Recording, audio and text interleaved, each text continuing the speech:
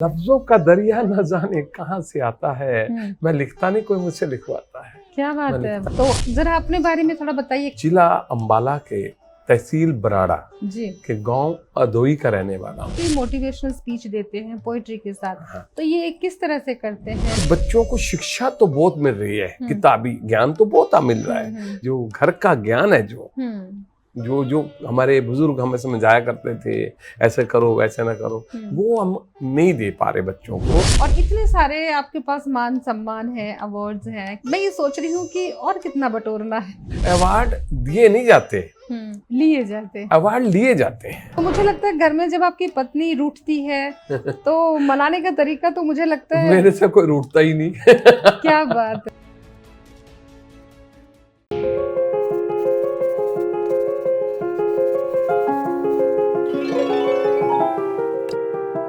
नमस्कार, प्रणाम, अभिनंदन, स्वागत। दोस्तों, मैं आपकी अपनी सखी हाजिर हूँ लेकर आपके बेहद दिल के करीब कार्यक्रम जो है, जी हाँ, बात कर रही हूँ दस्तक दिल की बात कलम से।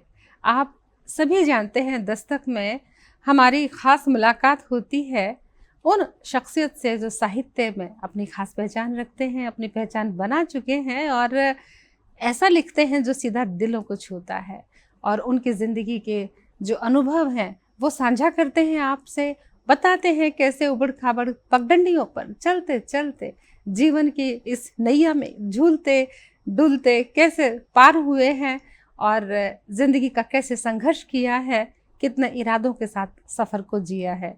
और तमाम मौजू पर बात होती है, साथ ही साहित्यिक पहलू जो हमारे होते हैं उन पर भी बात होती है, और आपसे कविताएं भी उनकी मुखातिब होती हैं। तो जी हाँ, आज इस कड़ी में जो हमारे ख़ास मेहमान हैं, उनको आपसे मिलवाने से पहले मैं उनके बारे में आपको बताना चाहूँगी।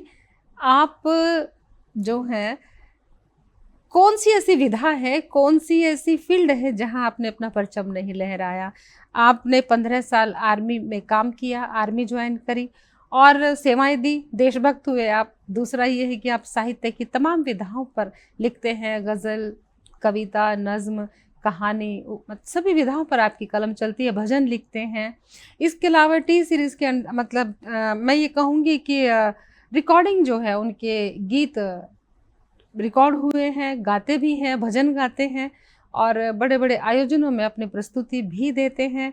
बॉक्सिंग के जो है कोच भी रहे हैं, नेशनल प्लेयर भी रहे हैं, और क्या कहूँ दोस्तों, मोटिवेशनल स्पीच भी देते हैं पोइट्री के माध्यम से। तो बहुत ख़ास हस्ती हमारे साथ है जिनकी मैं बात कर रही हूँ, और मान सम्मानों से भी उनकी झोली भरी है, बहुत जाना पहचाना नाम है। बात कर रही हूँ श्री राजेंद्र रैना साहब की। रैना साहब, आप स्टूडियो में आए, जस्ट टीवी के प्रांगण में आए, हमारा निमंत्रण स्वीकार किया। आपका हम जस्ट टीवी की ओर से धन्यवाद करते हैं, स्वागत करते हैं। मैं खुद जस्ट टीवी का धन्यवादी हूँ कि आपने हमें यहाँ बुलवाया जी। इसके लिए मैं बार बार आपका धन्यवाद करूँगा जी। और आज एक खास जो आपसे मुलाकात होने जा रही है जी, उसके लिए मैं आपका धन्यवादी हूँ जी। वाकई मुलाकात बहुत खास होने वाली है। हाँ, होनी भी चाहिए। क्योंकि आपके बारे में जितना हमने जाना है वो हमारे दर्शक आज जानेंगे।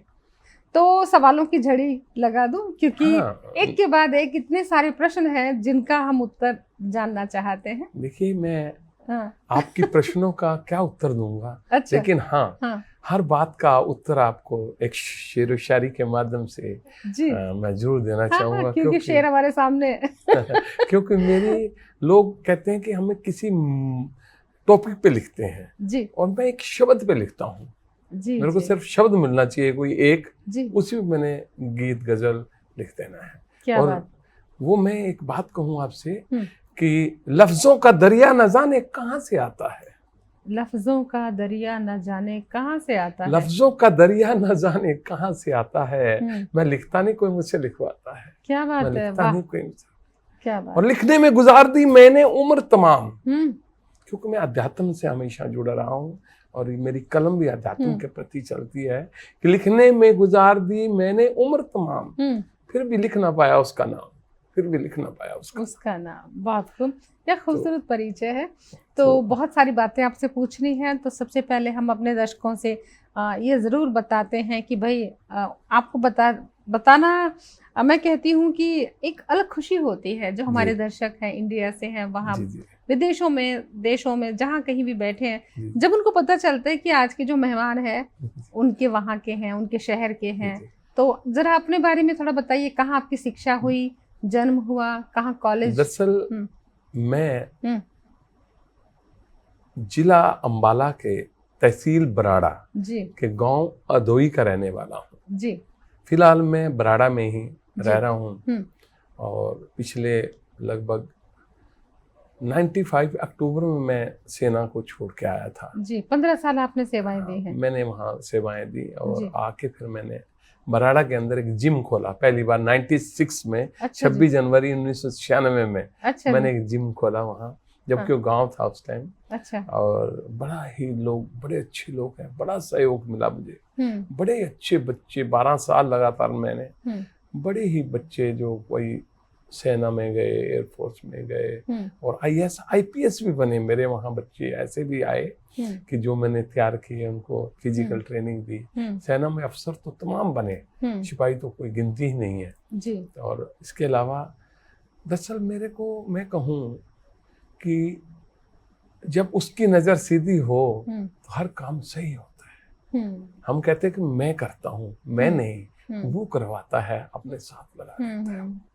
और निरंतर लिखना, अब बात आप मेरे से पहले पूछोगे लिखना आपने कब शुरू किया, मेरे को पता है और मैं पहले ही आपको बता दूं कि मुझे याद है कि 1980 में रात 9:30 बजे करीब मैंने एक कविता लिखी। 1980 में रात को, दोस्तों देखिए हमारे कितने उस्ताद शायर आते हैं। 1980 में रात 9:30 बजे जो रचना हुई है, वो क्या रचना थी, क्यों थी, किस वजह से थी, वो सारी बातें बतानी पड़ेगी अब आपको। दरअसल उस दिन क्या हुआ कि बॉक्सिंग का खेल हुआ तो मैं हार गया। अच्छा जी। तो आके सोचने लगा बैठ के, तो मन में एक बात आई कि बिछड़ा कारवां से तो क्या, कोई बात नहीं, मंजिल है पाना, ठहर ना मुसाफिर तुझे दूर है जाना। ठहर ना मुसाफिर तुझे दूर है जाना। क्या बात तो है। वो दूर चलने का सफर फिर ऐसा जारी हुआ कि तो ये जो रचना 9:30 बजे हुई है, ये वो थी, ये वो रचना है, पहली रचना मेरी जीवन की। 4 पंक्ति में हुई। ठहरना ऐसा था उसका कि बिछड़ा कारवां से तो क्या, मंजिल है पाना, ठहरना मुसाफिर तुझे दूर है जाना। और ऐसे लिखते उस दिन से बाद मैंने लिखना शुरू किया और लिखना, फिर तो मैंने लिखते जबकि मुझे कोई ज्ञान नहीं कि क्या छंद बहर। वो दरअसल मुझे ये लगता है कि जो राइटर है यानी कलमकार है, ये कोई लिखने पढ़ने की चीज नहीं है, ये ऊपर वाले की नेमत है। वही आपके मन के अंदर एक कवि मन बैठा हुआ था, आपके शरीर में, आपके दिमाग में, और वो सुप्त था। लेकिन जब हृदय को पीड़ा पहुंची तो वो पीड़ा जो है कलम के जरिए बाहर निकली। तो ये बॉक्सिंग आप जब हारे थे तो किस तरह का गेम था, वो कौन सा गेम था? बॉक्सिंग में खेल, बॉक्सिंग नहीं, लोकल वहाँ शुरू में ही जब आर्मी में था। नहीं, आर्मी की बात बता रहा हूँ। अच्छा। मैं आर्मी में जा चुका था। अच्छा। 1980 में मैं आर्मी में था। तो वहाँ पहला ही गेम जब हुआ तो मेरे को वहाँ बॉक्सिंग में, तब की मैं बात ये आपको। तो फिर आपने जिद कर ली, ठान ली, और उसके बाद फिर बॉक्सिंग तो बहुत खेली होगी। हमने बहुत खेली, जीते बहुत होंगे। एक ऑल इंडिया बॉक्सिंग चैंपियनशिप होती है YMCA। अच्छा। उसमें मैं सिल्वर मेडलिस्ट भी रहा हूँ जी। दिल्ली तो फिर जीतने के बाद भी कोई कविता हुई? फिर तो कविता ही कविता। नहीं, हम जानना चाहते हैं, हारने के बाद जो पीड़ा हुई उस पे लिखी, तो जीतने के ऊपर भी तो होनी चाहिए। बहुत कविता, बहुत। मैं ये कहूँ कि तब से उस दिन के बाद मैंने लिखना ही शुरू कर दिया और मेरी जिंदगी का एक नया अध्याय शुरू हो गया, एक नया चैप्टर शुरू हुआ कि मेरे अंदर कोई कवि बैठा हुआ था, वो उठा।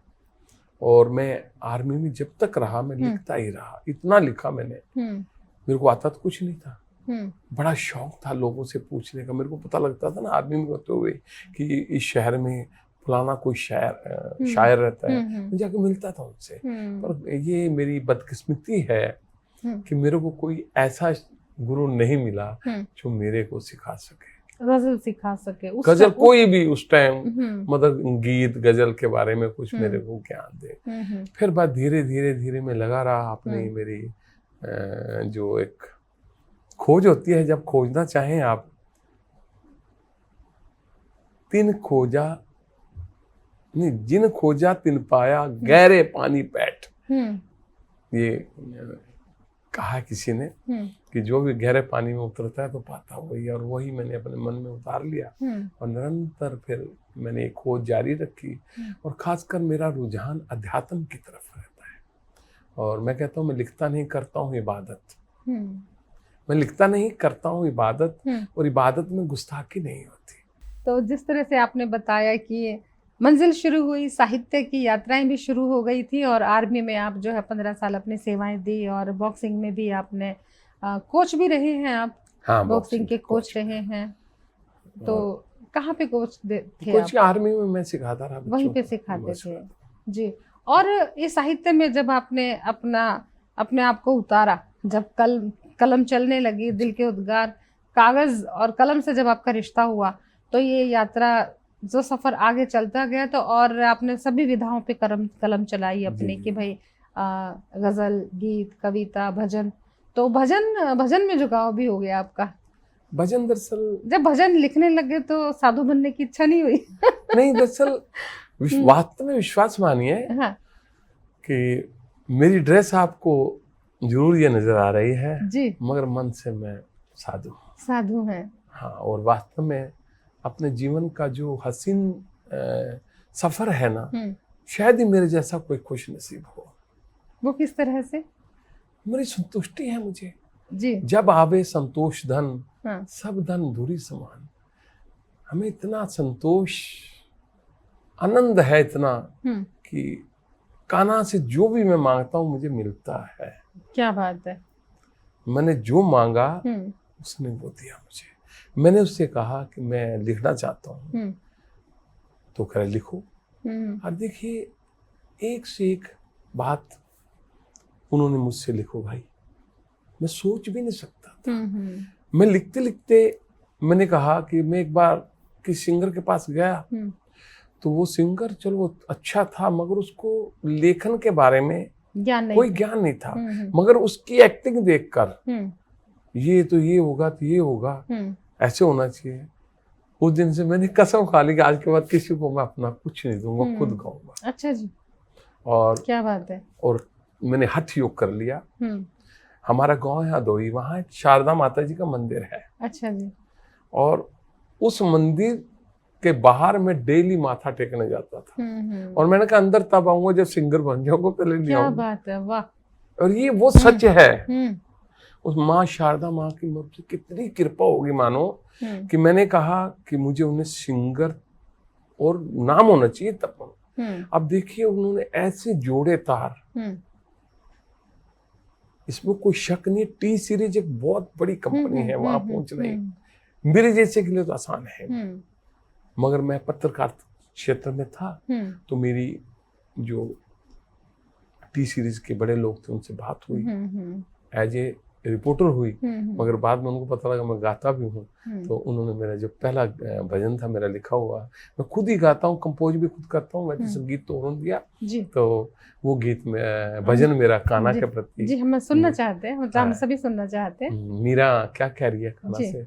हाथों की लकीरों में शामिल पी तेरा नाम, हाथों की लकीरों में शामिल पी तेरा नाम, मैं दीवानी मीरा तेरी, तू मेरा घनश्याम, तू मेरा घनश्याम, हाथों की लकीरों में शामिल पी तेरा नाम। बड़ा अच्छा भजन चला मेरा ये, और मैंने सोचा भी नहीं था कि मैं टीसी के लिए गाऊंगा, और मुझ पर कान्हा की कृपा देखिए। ये बहुत बड़ी बात है। और तो कान्हा जी की जिन पर कृपा हो जाए, हाँ, फिर तो उसकी जीवन नैया पार हो ही जाती है। कान्हा जी हो, मैं कहती हूँ जिसको भी आप जिसके प्रति आप समर्पित हैं, कोई भी देवता है, कोई भी धर्म है, किसी को भी आप अपना आराध्य मान लेते हैं, तो आप एक दिशा में चलने लगते हैं। बिल्कुल, है ना। इरादा अपना खुद का होता है, लेकिन वो आशीर्वाद जो है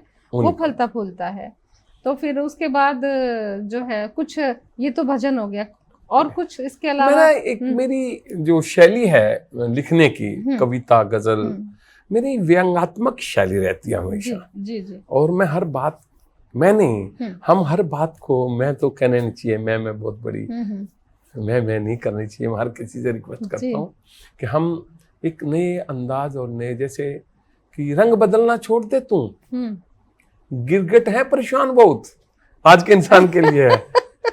रंग बदलना छोड़ दे तू, गिरगिट है परेशान बहुत, गादड़ लोमड़ देख के तुझको हो रहे हैरान बहुत। क्या बात है।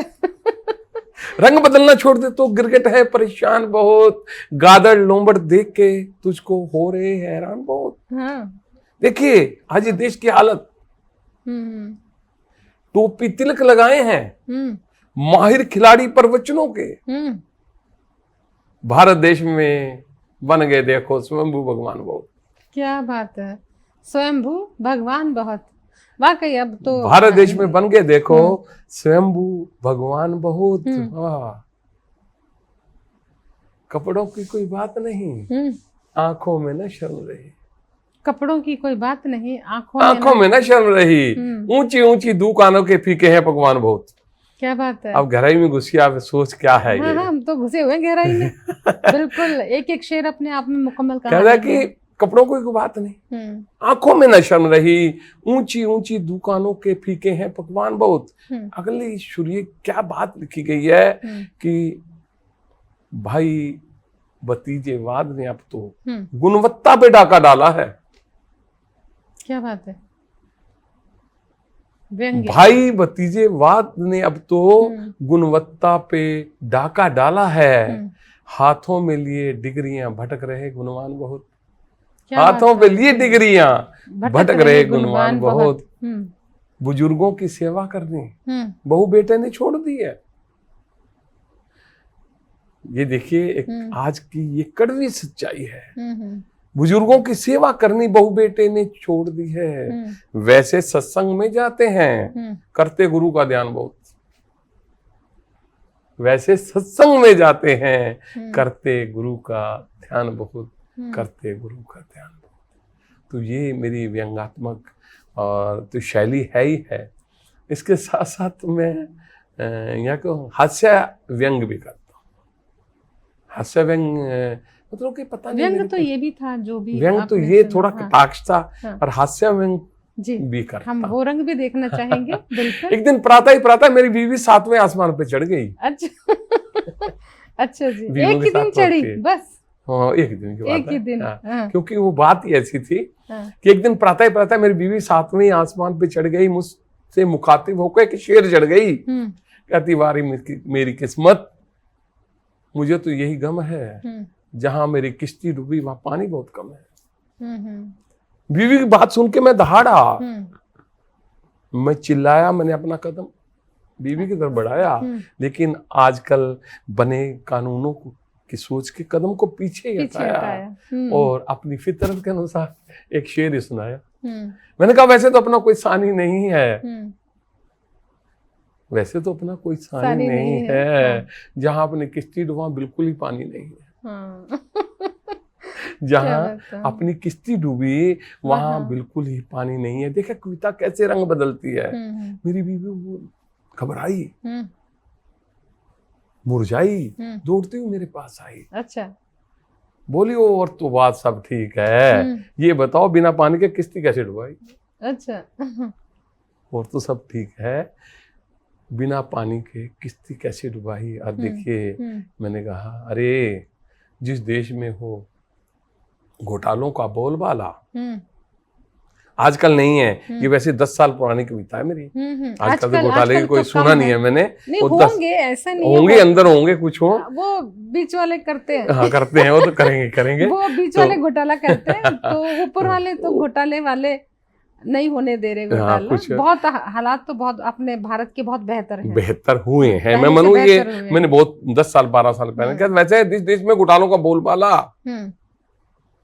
जिस देश में हो, ये आपने बहुत अच्छा कह दिया कि ये जो कविता लिखी 10 साल पहले लिखी थी, तो इस वक्त घोटाले की बात नहीं हो रही दोस्तों, की बात नहीं है। जिस देश में घोटालों का बोलबाला, झूठे का मुंह सफेद और सच्चे का मुंह काला। सही बात। जहां सारा सिस्टम ही फेल हो, हमेशा लेट चलती रेल हो, जहां सारा सिस्टम ही फेल हो, हमेशा रेट चलती रेल हो, जहां माँ इंसाफ के लिए लड़ती हो और बेटी पेट में मरती हो, जहां माँ इंसाफ के लिए लड़ती हो और बेटी पेट में ही मरती हो, वहां क्या नहीं हो सकता। इसलिए तू छोटी सी किस्ती की बात कर रही है।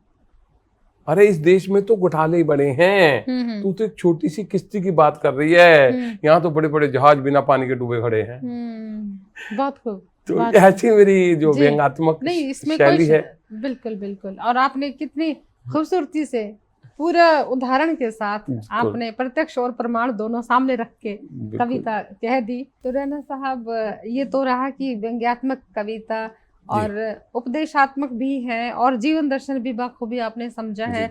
मैं ऐसा मानती हूँ कि जिसने 15 साल देश की सेवा करी हो, तो एक तरह से आपने जो है कहते हैं ना, गंगा में जौ बो दी है ना, गंगा में जौ बोने के बराबर है। कि वैसे ही बहुत इज्जत बढ़ जाती है जब हम ये कहते हैं कि आर्मी से है ना, बहुत इज्जत बढ़ जाती है। और एक सच्चा देशभक्त ऐसा महसूस होता है कि मतलब बिल्कुल बैठे हैं तो इतना अनुभव रहा होगा। आपने कहाँ कहाँ रहे भारत के तो तमाम हिस्सों में 15 साल में आपकी पोस्टिंग वगैरह? तकरीबन सभी उत्तर से पश्चिम तक, पूरब से पश्चिम तक, उत्तर से दक्षिण तक, तो ये घूमना ही पड़ता है। हर 3 साल बाद कहीं न कहीं बदली होती है। आपकी कविताएं वहाँ भी लोग पसंद करते होंगे? मेरी कविताएं वहाँ भी। रौनक मंडली तो खूब रही होगी वहाँ, क्योंकि मेरे ख्याल से वहाँ शाम के समय 7 बजे के बाद लिखना मेरा शेर शायरी बड़ा सुनते थे मेरे से। तो मेरे जो एक ही बार हमेशा से यहाँ आने के बाद भी मेरे अंदर ना एक पता नहीं कुछ गॉड गिफ्टेड है कि कुछ समझाने की, किसी को नसीहत देने की ज्यादा और एक मेरी आदत है। और सबसे पहली बड़ी बात यह है कि मैं पहले उस पर खुद अमल करता हूँ। मतलब कि प्रैक्टिकल मैं सबको कहता रहता हूँ। और आजकल मैंने एक नया टॉपिक है शुरू किया है, मोटिवेशन स्पीच विद पोएट्री। वही मैं कह रही थी कि मोटिवेशनल स्पीच देते हैं पोएट्री के साथ। तो ये किस तरह से करते हैं और क्या, मतलब थोड़ा सा उदाहरण देंगे? दरअसल कॉलेजेस में जाना होता है और खासकर मेरे जैसे लोग सुन रहे हैं। और आजकल देखिए कि बच्चों को शिक्षा तो बहुत मिल रही है, किताबी ज्ञान तो बहुत मिल रहा है, मगर वो जो आध्यात्मिक और जो ये कहूँ कि जो घर का ज्ञान है, जो हमारे बुजुर्ग हमें समझाया करते थे, ऐसे करो वैसे ना करो, वो हम नहीं दे पा रहे बच्चों को। या तो कोई भी टीचर, टाइम की कमी हो, समझे कुछ भी समझे आप। और वो जब भी मैं कहीं जाता हूँ तो लोग कहते हैं बच्चे कविता नहीं सुनते। ऐसा नहीं, बच्चों को एक बार मेरी किसी से बहस भी हो गई थी इस बात को लेके, किसी बड़े कवि से, कि कोई सुनता नहीं है। मैं सुनाने की कोशिश तो करिए, पर उनके टेस्ट का हमें तैयार करना पड़ेगा। कंटेंट बेस होना चाहिए उनका, जो बच्चा आज लाइक कर रहा है। जैसे मैं अभी मेरे काफी पीछे मेरा एक MM यूनिवर्सिटी है, उसके अंदर मेरा एक ऐसी मोटिवेशन स्पीच विद पोएट्री था। लेकिन ये बहुत जरूरी हो गया है। हाँ, जरूरी हो गया, क्योंकि देखिए बच्चों पे अपने सिलेबस का अपना कंपटीशन बहुत है और उनको अपने आप को अव्वल साबित करने का प्रेशर बहुत है।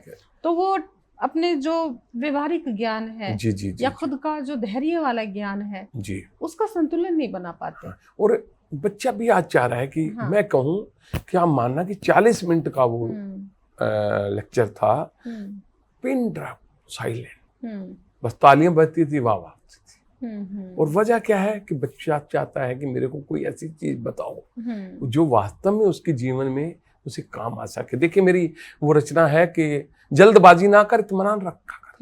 और ये अभी रचना पिछले कोई 15 दिन पहले भी एक पुलिस का एक प्रोग्राम था नशे और यातायात पर, तो वहां भी मेरे भी बुलाया हुआ था। तो मैंने जब देखा तो मौका भी अच्छा है, बच्चे B.Ed के बच्चे थे, लड़कियां भी थे, सारे बच्चे थे, तो मेरे को खड़ा कर दिया गया कि आइए। तो वो मेरे को याद आ गया जो मैंने वहाँ इंजीनियरिंग कॉलेज में किया था ना, तो मैंने फिर सुनाया उनको कि जल्दबाजी ना कर, इत्मीनान रखा कर, जल्दबाजी ना कर। मैं बच्चों को ये जल्दबाजी ना कर, इत्मीनान रखा कर, ये जिंदगी किसी की अमानत है, ये ध्यान रखा कर। क्या बात है। ये जिंदगी मैं तेरी नहीं है, फिर मैं बताता हूँ उनको, ये तुम्हारा नहीं है, ये माँ बाप की, तुम्हारे भाई बहन की, तुम्हारे आने वाले कल की, ये जिंदगी उनकी है। जल्दबाजी ना कर, इत्मीनान रखा कर, ये जिंदगी किसी की अमानत है, ध्यान रखा कर। देखिए, खाना पीना सोना शादी और बच्चे, खाना पीना सोना शादी और बच्चे, अरे इससे अलग भी कोई अरमान रखा कर। क्या बात है। अरे इससे अलग भी कोई अरमान रखा कर। आप ना हमें हमारी गृहस्थी से डगमगा देंगे।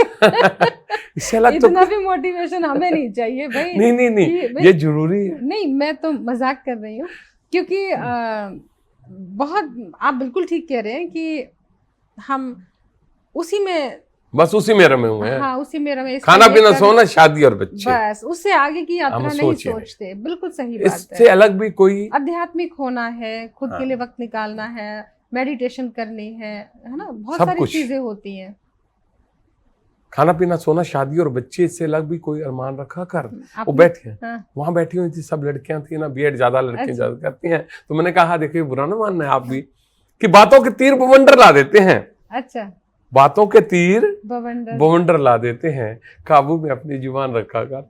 क्या बात है। काबू में अपनी जुबान रखा कर। ये वास्तव में कि बातें ज्यादा होंगी तो तीर जो है खतरनाक होते हैं। घर में आज जो झगड़े हैं, महाभारत हो रही है, इसी वजह से, बातों की वजह से। सही बात। बातों के तीर बवंडर ला देते हैं, काबू में अपनी जुबान रखा कर। देखिए कि अरमानों को हौसले के पंख लगा ले, ये भी बच्चों के लिए जरूरी है कि अरमानों को हौसले के पंख लगा ले। मुट्ठी में कैद आसमान रखा कर। क्या बात है। मुट्ठी में कैद आसमान रखा कर। और जिससे, अभी देखिए अध्यात्म की तगड़का कैसे लगेगा, जिससे उससे तार मिल जाए, रहना छेड़ कर ऐसी तान रखा कर, रहना छेड़ कर ऐसी तान। बहुत खूब, बहुत खूब। तो ये तो बात यहाँ की। अब मैंने क्या कि बच्चों को जो और भी, ये तो बात समझ आई, मगर अगली जब मैंने वो रचना पढ़ी तो आप मानना कि वो एक बच्चों के अंदर एक नई वो मैं देख रहा था उत्साह कि ऐसा तो कोई एग्रीमेंट नहीं होता। इसमें हिंदी, इंग्लिश और पंजाबी सबका यूज किया गया कि ऐसा तो कोई एग्रीमेंट नहीं होता। मैंने बच्चों को कहा अगली लाइन देख लो क्या होगी, तो सोचो वहां, ऐसा कोई एग्रीमेंट, ऐसा तो कोई एग्रीमेंट नहीं होता। रिश्ता है दिल परमानेंट नहीं होता। रिश्ता है दिल परमानेंट नहीं होता। कभी तुम विश्वास करे बैठे हो कुछ कि ऐसा तो कोई एग्रीमेंट नहीं होता। रिश्ता है दिल परमानेंट नहीं होता। एक चेहरे पे कई चेहरे चढ़े होते हैं, दिल में क्या है जजमेंट नहीं होता। देखिए कैसा एक जोड़ मिला है, कैसा काफिया। दिल में क्या है, जजमेंट नहीं होता। अब बच्चों को नशे की बात कर रहे थे तो मैंने कहा बच्चों याद रखना कि नशे से दूर जो रहती है जिंदगी, नशे से दूर जो रहती है जिंदगी, उसकी बॉडी पे कोई डेंट नहीं होता। उसकी बॉडी पे कोई डेंट नहीं होता। क्या बात है। कह रहे कि बोलना तो उसकी आदत हो जाती है। किसकी? बोलना तो उसकी आदत हो जाती है। नेता कभी साइलेंट नहीं होता। नेता कभी साइलेंट नहीं होता। अब देखिए आध्यात्मिक तड़का कैसे लगता है इसको कि हर कोई निभा रहा है अपनी ड्यूटी। आप यहाँ अपनी ड्यूटी में, मैं अपनी ड्यूटी पे हूँ। हर कोई निभा रहा है अपनी ड्यूटी। यहाँ कोई किसी का सर्वेंट नहीं होता। जो भी होना उसकी मर्जी से होना। रहना का कोई काम अर्जेंट नहीं होता। रहना का काम अर्जेंट नहीं होता। ये कुछ मेरे अंदाज हैं जो बच्चों को अच्छे लगते हैं और बच्चे मुझे सुनते हैं। ये अलग बात है कि वही कि हम क्या नाम, यही एक बुरी आदत हमारी है, हमें लगी अहम की बुरी बीमारी। अहम की चलो आपने अहम कह दिया, अच्छा है। गजल वाले तो इश्क की बीमारी ना ना ना ना मेरे को तभी तो एक बुरी आदत हमारी है कि हमें लगी अहम की बुरी बीमारी है। मैं ये सोच रही हूँ कि इतने सारे आयाम आपने छुए हैं, बॉक्सिंग है, मोटिवेशनल स्पीच है, इसके अलावा आप कोच भी रहे हैं और आर्मी में भी सेवाएं दी हैं, और साहित्य को बाखूबी पूरी मजबूती से आपने संभाला हुआ है, और भक्ति में भी आप जो है अपना पदार्पण कर गए हैं, और बहुत महफिलों में आप भजन गाते हैं। तो इतने सारे आपके रंग देखने को मिले हैं, मतलब कहते हैं ना कि कलाविद भी हैं आप, है ना, साहित्यकार भी हैं, और सारे रूप आज हमारे दर्शक आपके देख रहे हैं। और इतने सारे आपके पास मान सम्मान है, अवार्ड्स हैं, कितने सारे आपके पास उपलब्धियां हैं, अलंकार हैं, अलंकृत हैं आप इतने सम्मानों से। तो मैं ये सोच रही हूँ कि और कितना बटोरना है। दरअसल मैं देखिए अब आपकी बातों से मेरे को एक नई बात आ रही है ध्यान में, और मैं सबके लिए एक बात कहूंगा, और आपके लिए भी, सबके लिए, जी जी, कि चाहे खाली मकान छोड़ जा, चाहे खाली मकान छोड़ जा, पर उसमें कोई अपना निशान छोड़ जा। क्या बात है। पर उसमें कोई अपना निशान छोड़ जा, और जीवन ये मकान है, खाली छूट जाना है, मगर निशान कोई बाकी रह जाना चाहिए। बस मेरा प्रयास निरंतर यही जारी है। और आप अवार्डों की बात कर रही हैं, देखिए मैं गलत हो सकता हूँ और गलत हूँ, क्यों मैं हमेशा ऐसे ही बोलता हूँ, इसलिए मेरे को गलती कहा जाएगा। अवार्ड दिए नहीं जाते, लिए जाते, अवार्ड लिए जाते हैं। वो लेने की कला शायद हम में नहीं है। नहीं, आपने तो लिए हैं। नहीं, मैं वो कहूँगा, चलो मतलब कि ये इत्तेफाक मानिए कि हमेशा से कला, जो सही मायने में कला है, वो हमेशा दबी रही है। लेकिन मैं इसमें, मेरे को कोई कुछ भी कहे, अभी पीछे मैंने एक गीत गा दिया मोदी जी के लिए, बड़ा हिट गीत मेरा है, मोदी तेरा जलवा। तो लोग कहने लगे कि आप किसी पार्टी विशेष से हैं, क्योंकि मेरा चैनल भी है, एक फेसबुक पेज भी है, यूट्यूब पे, तो वो उसमें मैंने डाल दिया। तो कहने लगे, मैंने कहा नहीं, मैं तो सबके लिए जो सही लगेगा उसके लिए हम कहेंगे। अवार्ड की जहां बात हुई, मैं मोदी सरकार का धन्यवादी हूं कि पिछले 10 साल से वास्तव में भारत रत्न उन्हें ही दिया जा रहा है जो वास्तव में भारत रत्न के हकदार हैं। क्या बात वो नंगे पैर आते हैं और नहीं तो अवार्ड उन्हें दिए जाते थे जो जितना बड़े रुतबा उसको उतना बड़ा है। मतलब ऐसे ऐसे अभी मोदी राज में ये तो बिल्कुल सच्ची बात है कि जब से नरेंद्र मोदी जी प्रधानमंत्री बने हैं, और जो अवार्ड राष्ट्रीय स्तर के जा रहे हैं, रत्न, जितने भी रत्न ढूंढ के, रत्नों को ढूंढ के लाए, ग्रामीण इलाकों से, और उम्मीद सोच भी नहीं सकते कि कहाँ से ढूंढ के रत्न लेके आ रहे हैं, उनको अवार्ड गए हैं। तो इसके लिए मैं, देखिए मेरे को कोई कुछ भी कहे कि आप किसी पार्टी की तारीफ कर रहे हैं या किसी प्रधानमंत्री, मगर ये होना चाहिए जो कलाकार है, वास्तव में जो कलाकार, सही बात है, जो काम कर रहा है, जिसने जमीनी स्तर पर हकीकत तौर पे काम किया है, समर्पण किया है। यहाँ खेल रत्न उसे दिया जाए जो खेल का पता ही नहीं है कुछ, जिनको खेल खेला ही नहीं, उसको खेल रत्न मिला करता था। लेकिन अब की बार ऐसा नहीं हो रहा। पिछले 10 सालों से जो जिंदगी से खेल रहे हैं, उनको खेल रत्न मिल रहा है। खैर छोड़िए ये बातें, कीमत, जिंदगी की कद्र जो नहीं कर रहे हैं। हाँ, खैर ये तो हमारे जो हैं अलग अलग पक्ष हैं। हर बार ऐसा भी नहीं होता है, कभी कभी ऐसा भी हो जाता है, कभी वैसा भी हो जाता है। नहीं, अभी जो सही मायने में यही है कि मैं चाहे जिस भी लेवल का कलाकार हूँ नहीं हूँ,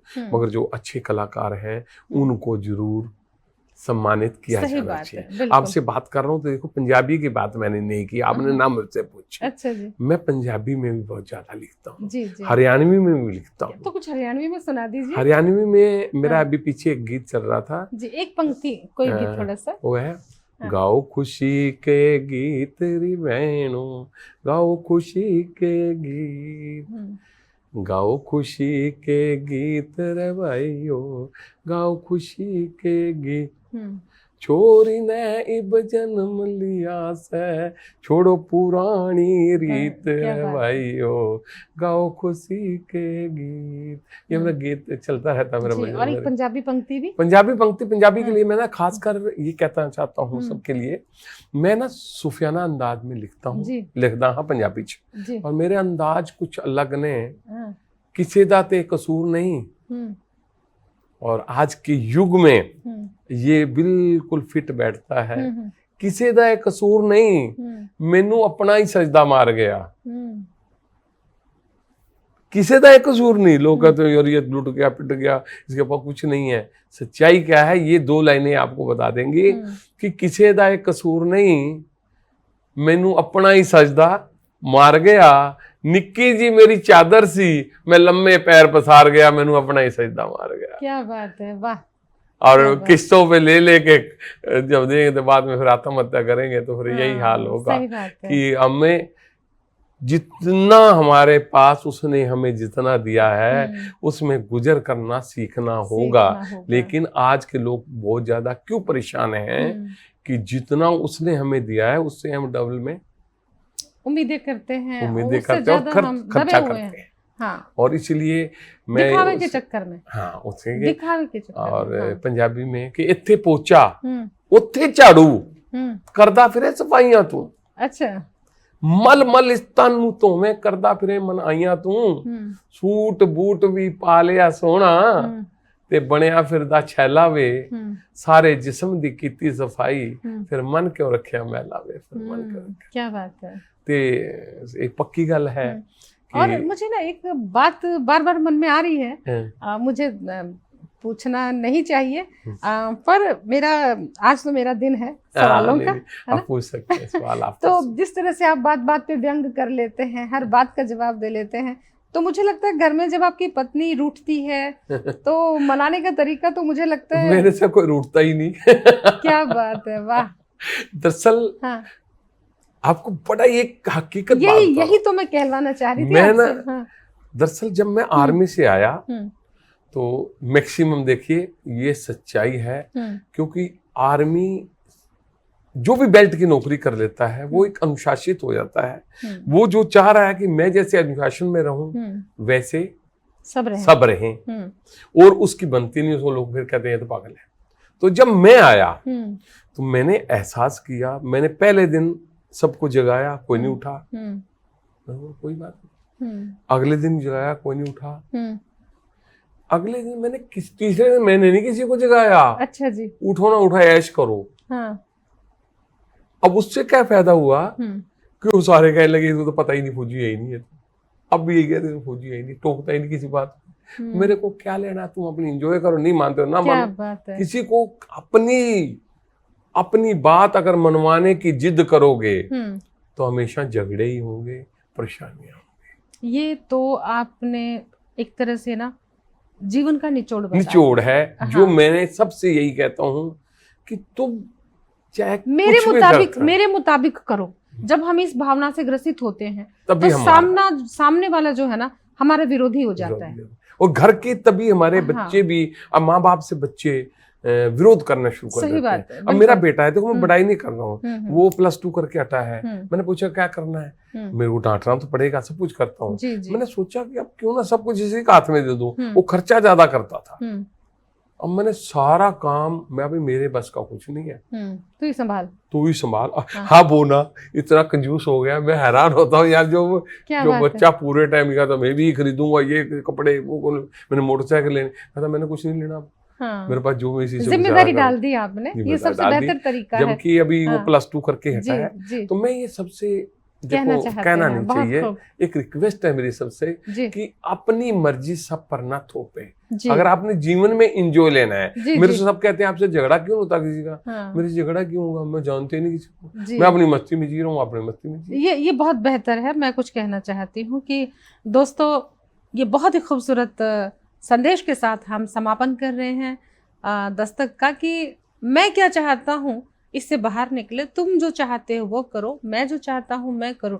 जब हम इस मैं कहती हूँ इस रास्ते पे चलने लगते हैं ना, तो हमारे जीवन के सारे रास्ते सुगम हो जाते हैं, आसान हो जाते हैं, और बहुत ही खूबसूरत और महकने लगते हैं, और सब हमें अच्छे लगते हैं, सबको हम अच्छे लगते हैं।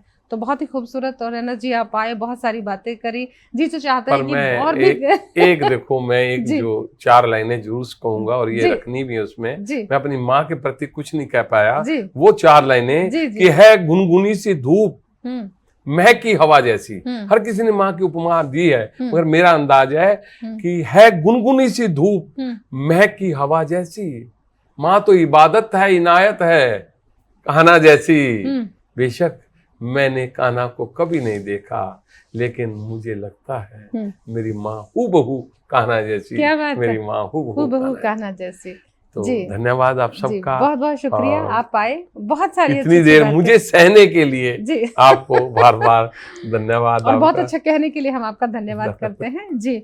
और दोस्तों, बहुत ही खास मुलाकात थी, बहुत कुछ सीखा समझा जाना होगा, हमें यकीन है। जल्द आएंगे एक और ख़ास मेहमान लेकर। बस यही कहेंगे जाते जाते कि किसी भी इन्फो के लिए इन्फो करें info@justbroadcasting.com पर। अपना प्यार हमें इसी तरह देते रहें। और अब मुझे और रैना साहब, राजेंद्र रैना जी, हम दोनों को दीजिए अनुमति। प्रणाम। चरणों में प्रणाम मेरा।